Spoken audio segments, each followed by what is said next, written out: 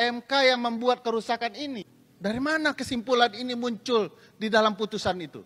Pertanyaan itu agak berat ya, karena saya sepertinya menemukan begitu saja. Pertimbangan hukum dari putusan MK yang juga menyatakan bahwa tuduhan-tuduhan kepada pemerintah seperti kecurangan, intervensi aparat, kemudian politisasi bansos, kemudian mobilisasi aparat, ketidaknetralan kepala daerah telah dinyatakan tidak terbukti. Dan untuk itu saya harus sampaikan di sini betapa besar Pak Joko Widodo menyiapkan saya. Saya terang-terangan mengatakan saya maju apabila saya direstui dan didukung oleh Pak Joko Widodo. Saya merasa saya disiapkan benar-benar. Lah ini kecurangannya jelas-jelas betul.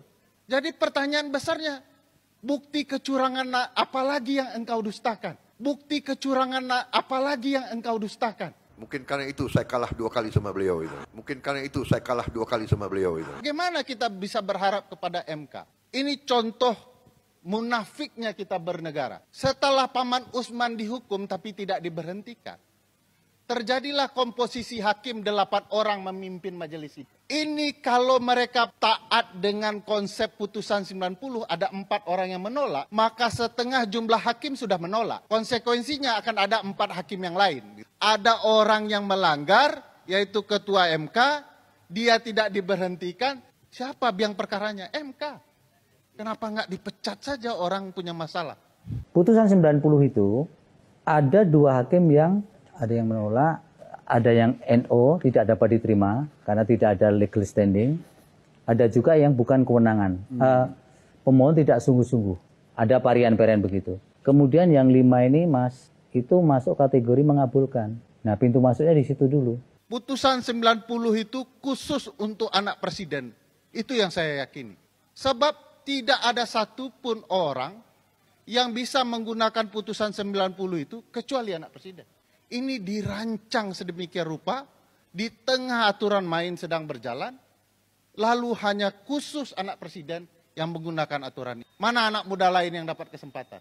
Itu sebabnya bunyi putusan 90 itu super ganjil. 4 hakim mengatakan bahwa tidak boleh ada alternatif syarat untuk mencalonkan diri menjadi presiden selain mereka harus berusia 40 tahun. Tidak ada alternatif lain. Selain syarat-syarat yang lain ya. 4 orang mengatakan tidak boleh.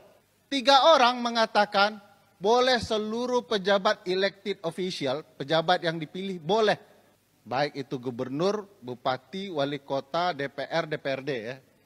DPD juga. 2 lagi bilang hanya gubernur saja yang sudah pernah menjadi gubernur, dia bisa mencalonkan sebagai alternatif. Artinya kalau dia tidak berusia 40 tahun, tapi sudah pernah jadi gubernur, ya boleh. Pertanyaan besarnya, tidak ada yang mayoritas dalam putusan ini. 4 melarang, 3 membolehkan, 2 mengecualikan hanya yang pernah jadi gubernur. Kok yang maju adalah anak raja yang menjadi wali kota?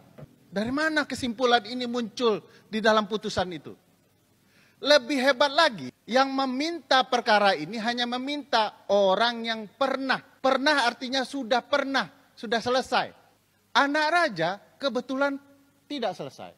Untuk bisa dikatakan pernah, setidak-tidaknya dia sudah pernah menjabat menjadi wali kota jika dia sudah pernah menjabat 2,5 tahun.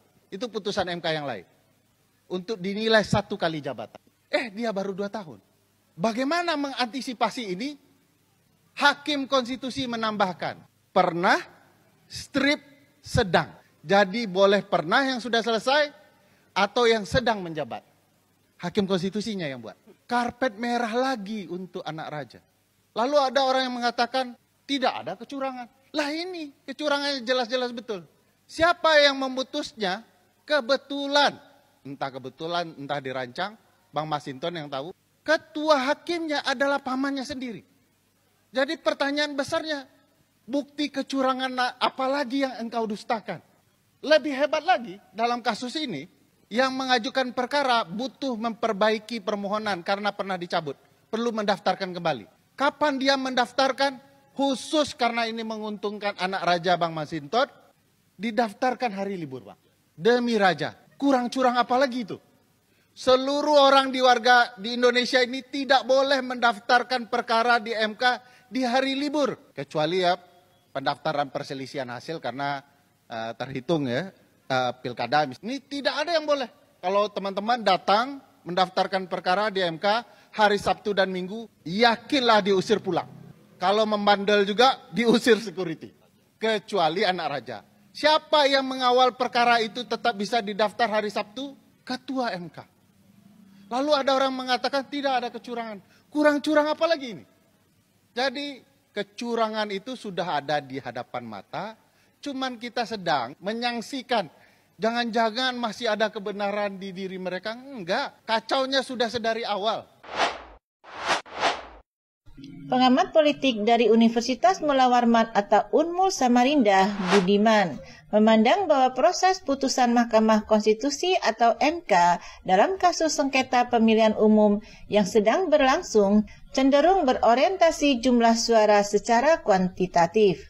Budiman menekankan bahwa dalam konteks hukum tata negara, keputusan harus didasarkan pada data dan fakta yang konkret, bukan sekedar persepsi. Kalau kita bicara kuantitatif, tentu bicara angka. Dalam pemilu lalu, selisih suara antara Prabowo Subianto dan Joko Widodo atau Jokowi memang tipis. Namun, Jokowi tetap keluar sebagai pemenang. Ini sudah dipastikan dengan keunggulan selisih suara, ujar Budiman. Lebih lanjut, ia mengatakan bahwa jika patokan yang digunakan adalah perbedaan suara, maka Prabowo Gibran akan keluar sebagai pemenang.